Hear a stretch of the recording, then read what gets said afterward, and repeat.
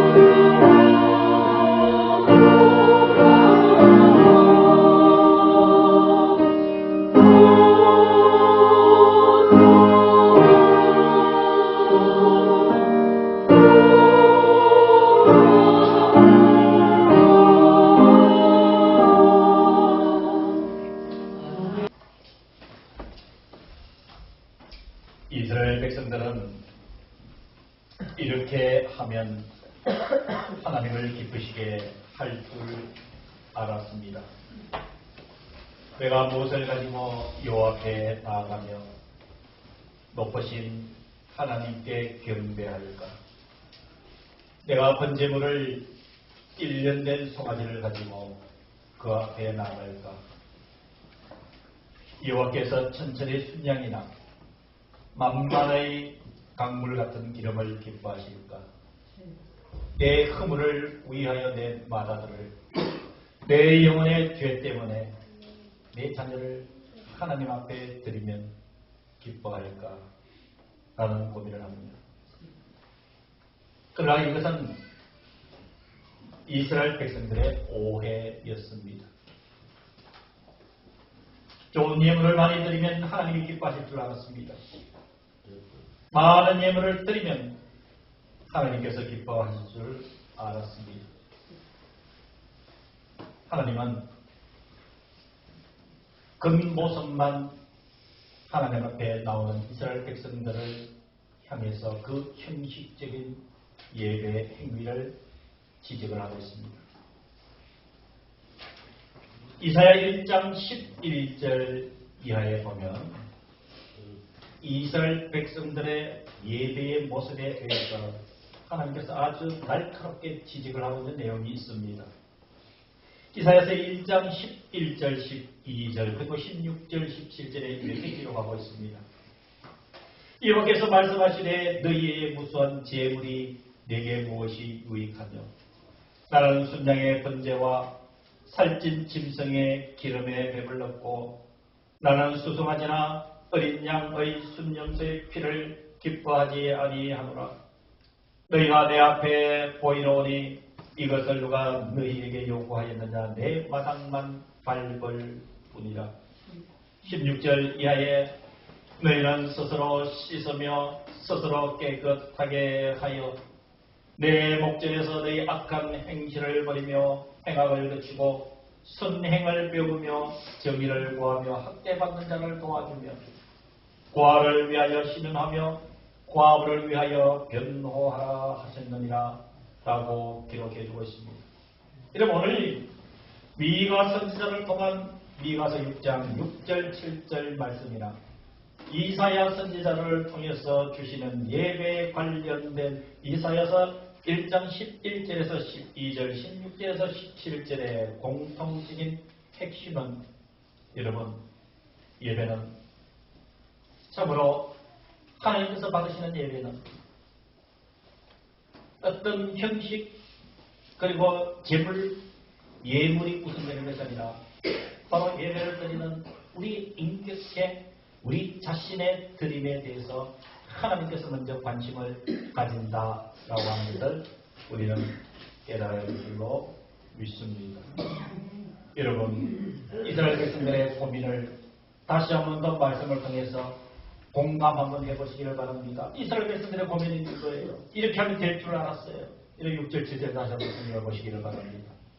내가 무엇을 가지고 이 앞에 나가며 높으신 하나님께 경배할까? 내가 번제물로 1년 된 송아지를 가지고 그 앞에 나갈까? 여호와께서 천천의 순양이나 만만의 강물 같은 기름을 기뻐하실까? 내 허물을 위하여 내 마다들을 내 영혼의 죄로 말미암아 내 몸의 열매를 드릴까? 이 고민 앞에 하나님께서 미가 선지자를 통해서 이스라엘 백성들에게 8절에 매우 중요한 말씀을 해주고 있습니다. 8절에 사람아 주께서 선한 것이 무엇임을 내게 보이셨나니 하나님께서 구하시는 것은 여러분 많은 재물 많은 예물보다 더 중요하게 여기는 것이 하나님께서 선하게 여기시는 것들인 줄로 믿습니다. 그 선한 것이 무엇임을 보여주셨나니 8절 하반절에 여호와께서 내게 구하시는 것은 즉 하나님께서 실제적 역사의 배경에서는 이스라엘 백성들에게 구하는 것이지만 오늘 말씀을 보며 예배를 드리는 저와 여러분들에게 주시는 하나님의 말씀 여호와께서 내게 구하는 것은 이것이다 오늘 이 말씀의 핵심을 가지고 말씀 앞으로 나아가시기를 간절히 축원합니다. 자녀가 부모에게 효도하는 방법이 여러 가지가 있습니다. 선천적으로 효도를 좋아하는 잘하는 자녀들이 있죠. 우리 교회 자녀들은 다 너무 착하고 좀 효성스러운 거 다 저는 인정을 합니다. 여러분, 자녀가 부모에게 효도하는 가장 빠른 길은 무엇일까요? 부모가 요구하는 것이 무엇인지를 알고 그거 해드리면 되는 거예요. 이게 여러분이 효도할 수 있는 가장 좋은 방법이에요. 사랑하는 성도 여러분, 저와 여러분들은 하나님을 아버지로 모시고 삽니다.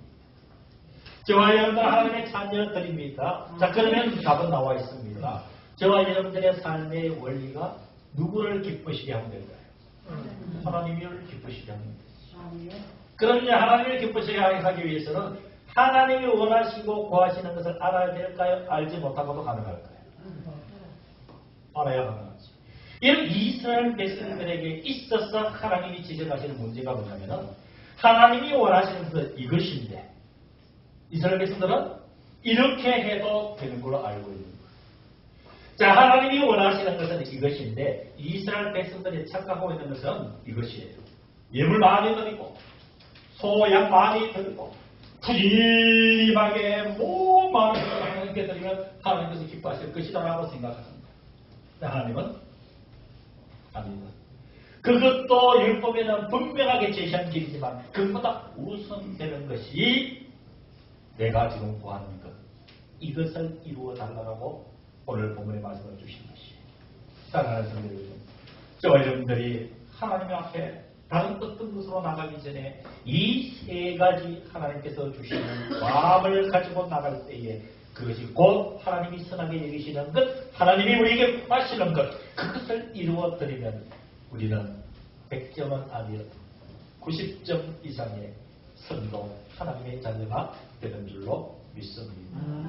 여러분 성경을 다시 한번 보시기를 바랍니다. 이런 의미에서 8절 분명하게 이해하시고 말씀을 받으셔야 됩니다. 자, 8절 다시 성경을 보시겠습니다. 사람아, 사람은 누구를 얘기할까요? 우리를 얘기합니다. 우리 나에게 주시는 말씀이에요. 사람아, 주께서 선한 것이 무엇임을 내게 어떻게 했다고요? 보이셨으니 그것이 곧 누가 구하시는 거예요? 여호와께서 누구에게? 내게, 나에게, 내 하나님이 너라고 하니까 곧 우리지요. 하나님이 우리에게 구하시는 것은 세 가지인데 기억하셔야 된다. 첫 번째 하나님께서 구하시는 것이 오직 정의를 행하며 그랬습니다. 정의를 행하며 삽니다. 저와 여러분들이 정의를 행하며 삽니다. 우리는 이 말씀 앞에서 스스로 질문해야 됩니다. 나는 개인적으로 정의롭게 살고 있는가? 나는 사회적으로 정의롭게 살고 있는가? 나는 신앙적으로 정의롭게 살고 있는가? 나는 교회의 정의를 지키고 있는가? 여러분, 이것을 저와 여러분들은 생각해야 되는 줄로 믿습니다. 사랑하는 성도 여러분, 이 정의는 성경에 보면은 화평과 연관성이 직접적으로 있습니다. 정의와 화평은 연관성이 있다. 오늘 성경은 뭐라고 합니까? 하나님께서 우리에게 구하시는 것이 첫 번째가 오직 정의를 행하라 얘기를 합니다. 자, 그럼 여기서 말씀을 하는 정의가 뭐냐면 화평과 관련이 있는데, 사랑하는 성도 여러분, 정의 그 자체가 어떤 화평을 이끌어준다? 맞는 얘기지만 틀릴 수도 있습니다. 여러분, 정의롭다고 항상 화평이 따라오는 것만은 아니에요. 여러분, 성경의 원리는 화평이 정의를 이룬다는 사실을 우리는 기억해야 될 줄로 믿습니다. 내가 정의롭게 살면 모든 것들이 화평해진다. 여러분, 그렇게 접근하는 것보다 성경적 배경은 내가 화평을 위해서 살면 그곳에 정의가 이루어집니다. 여러분, 야고보서 3장 18절을 기억하실 필요가 있습니다. 여러분, 야고보서 3장 18절에는 이렇게 기록하고 있어요. 화평하게 하는 자들은 화평으로 심어. 화평하게 하는 자를 뭘로 심어요? 화평으로 심어 의의 열매를 거두느니라 그랬어요. 내가 정의로워서 화평을 만들어내는 것이 아니라 우선돼야 되는 순서가 화평하게 하는 자들은 그 화평으로 심어서 의의 열매를 거두느니라. 이것이 성경에서 이야기하는 정의와 화평의 원리입니다. 이 땅의 정의를 실현하기 위해서 저와 여러분들이 선행해야 될 삶의 가치는 화평인 줄로 믿습니다. 마태복음 5장 9절 8복 주님께서 두 번째 복에 이렇게 말씀하셨습니다. 화평케 하는 자는 복이 있나니 그들이 하나님의 아들이라 일컬음을 받을 것이며, 화평케 하는 자는 복이 있으니 그들이 하나님의 아들이라 일컬음을 받으리라. 사랑하는 성도 여러분, 성도된 우리는 하나님께서 구하시는 첫 번째가 정의를 행하는데, 그 정의는 바로 화평을 이루는 데에서 생성되는 중요한 하나님의 가치인 줄로 믿습니다. 이 땅에 정의가 깨어지고, 이 땅에 정의가 왜곡되고, 이 땅에 불의가 정의로 위장되어 있는 이 시대에 저와 여러분들이 이 정의를 바르게 하나님께서 원하시는 것이고 하나님께서 구하시는 것이기에 이 정의를 세우기 위해서는 먼저 선행되어야 될 것이 저와 여러분들은 평화 곧 화평의 사람이 되어야 되는 줄로 믿습니다. 매 스스로 하나님 앞에 화평의 관계를 확인하시고 유지하시기를 바랍니다. 가족 간에도 화평의 관계를 회복하시기를 주의 이름으로 축원합니다. 이웃들과의 관계에서도 화평의 관계를 유지하시기를 바랍니다.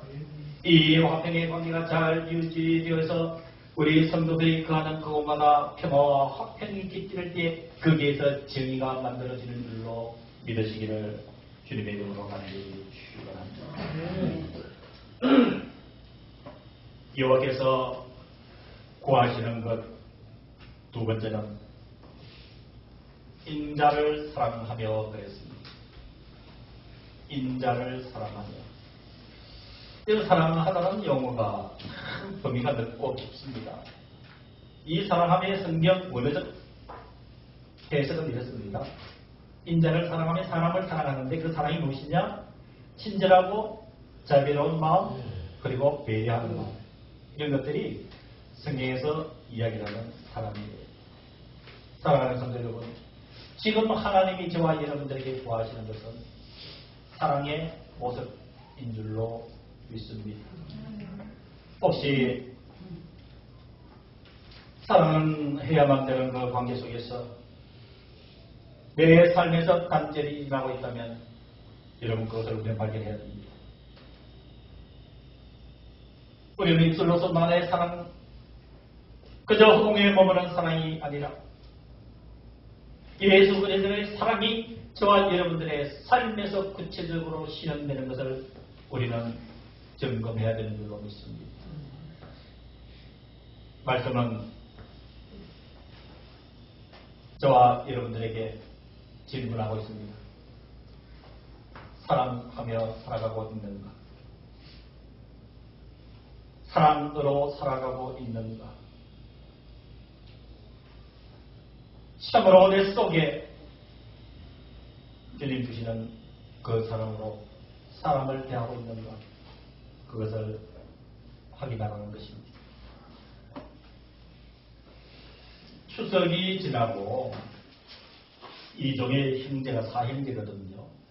사형제가 추석이 지나고 아버님, 어머님 산소 한번 다녀오자. 그래서 추석이 지나고 난 뒤에 마음이 합쳐져서 교회를 타고 저희들의 사형제가 고향에 있는 아버님, 어머니 산소를 성교를 하고 왔어요. 제 아버님 그 산소는 고향 교회 묘지에 산소가 모셔져 있거든요. 그래서 이제 거기서 형제들이 기도를 하고 산소 주변을 이렇게 한번 돌아봤습니다. 돌아봤는데 여러분 산소 묘 앞에 보면은 비석이 세워져 있잖아요. 비석이 세워져 있는데 제 마음에 아주 진한 감동을 주는 글귀가 저는 모르는 그분이 누군지 몰라요. 근데 보니까 오래된 산소예요. 그래서 산소를 이렇게 돌아보다가 그 이름도 모르는 어느 성도 분의 비석을 보다가 뒤에서 보니까 그게 글귀가 하나 써여져 있어요. 글귀가 하나 써여져 있는데 그 글귀가 제 눈에 보였고 그 글귀가 제 가슴에 꽉 박힌 거예요. 거기에 아마 자녀들이 후손들이 그렇게 기록했겠지요. 이렇게 써 있었어요. 일평생을 사랑하며 사신 분이다. 일평생 이 돌아가신 이분의 비석을 세우면서 일평생 동안 사랑하며 사신 분이다. 그 후손들이 기록했겠지만 왜 그렇게 여러분 마음이 짠했을까요? 사랑하는 성도 여러분, 그렇습니다. 저와 여러분들도 혼날 때가 되면 주님 앞에 설 텐데 아마도 이렇게 생각합니다. 주님이 꼭 우리들에게 물어보실 것 같아요. 어떻게 해요? 이렇게요. 내가 너를 사랑한 것처럼 너는 사랑하며 사랑한다. 이걸 물어볼 것 같아요. 사랑하는 성도 여러분, 하나님이 저와 여러분들에게 구하시는 두 번째 일은 사랑하며 사는 것인 줄로 믿습니다. 우리 다시 한 번 더 내가 사랑의 사람인가 깊게 생각하며 이 말씀을 우리 모두 실천해 와야 될 줄 믿습니다. 하나님께서 우리들에게 구하시는 세 번째는 8절 마지막 부분에 겸손하게 있습니다. 겸손하게.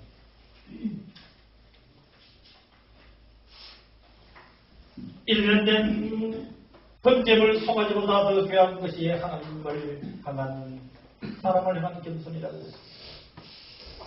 하나님께 드릴 천천의 순양이나 강물같은 풍성한 기름보다도 더 기뻐하시는 것. 내가 내 영혼을 위하여 내 만원을 드리고 내 영혼의 죄로 말미암아 내 몸의 열매를 드리는 그것보다 우리 하나님께서 더 기쁘게 받으시는 것이 저와 여러분들의 겸손인 줄로 있습니다. 하나님 앞에 사람 앞에 겸손한가 이것은 풀어서 설명드리지 않겠습니다. 저와 여러분들의 분명히 내면을 확인해야 될 중요한 저와 여러분들의 가치 하나님 앞에 겸손한가 사람 앞에 겸손한가. 자, 이런 하나님께서 구하시는 것 정의를 행하며 인자를 사랑하며 겸손하게 사는 것을 통칭 하나님은 8절 마지막 부분에 그것을 내 하나님과 함께 행하는 것이 아니냐라고 묻고 있습니다. 무슨 얘기일까요? 이것이 하나님과 동행하는 것이다. 하나님과 동행하는 것이다. 정의를 행하는 것이 하나님과 동행하는 것입니다. 인자를 사랑하며 사는 것이 하나님과 동행하는 것입니다. 겸손하게 사는 것이 하나님과 동행하는 것이다. 여러분 오늘 이 말씀의 결론 핵심은 하나님과 동행하는 것. 여러분 하나님과 동행하는 저와 여러분들이 정의를 행하고 인자를 사랑하고 겸손하게 사는 것이 하나님과 함께하는 동행하는 길인데 지금 이 시대 지금 나는 이 하나님의 동행을 어떻게 이루어갈 것인가. 여러분 어떻게 생각합니까? 하나님과 동행하는 것이 어떤 것이라 생각합니까?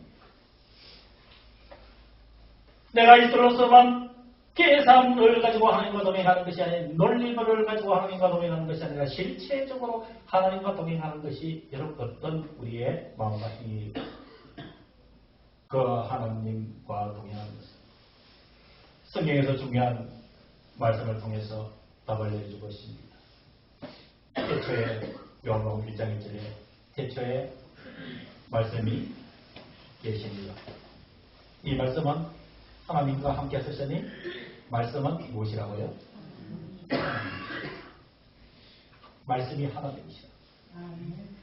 이러면 하나님과 동행하는 것은 말씀이 하나님이시기 때문에 이 말씀을 따라서 살아가는 그것, 이 하나님의 말씀을 따라서 살아가는 그 자체가 하나님과 동행하는 일인 줄로 믿습니다.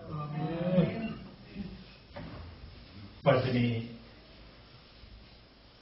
우리에게 오셔서 행동을 요구할 때 저와 여러분들이 그 말씀을 따라 하나님과 동행할 때 하나님께서 구하시는 그 이 모든 것들을 성취해 드리는 하나님 앞에 진실한 자녀로 우리가 설 수 있는 것입니다.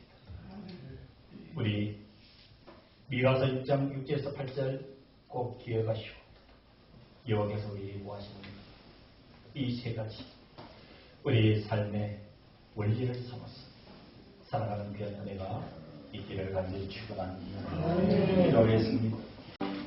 지금은 우리 주 예수 그리스도의 은혜와 하나님 아버지의 크신 그 사랑하심과 성령 하나님의 교통교제의 위로 치유 회복의 역사가 대강절 예배를 드린 사랑하는 모든 성도들과 함께하지 못한 사랑하는 모든 성도들 우리 교회 생명 공동체 신명 영혼 생명 가정 속에 주님의 이 교회 위에 이제부터 영원까지 함께하여 주시기를 간절히 축원하옵나이다.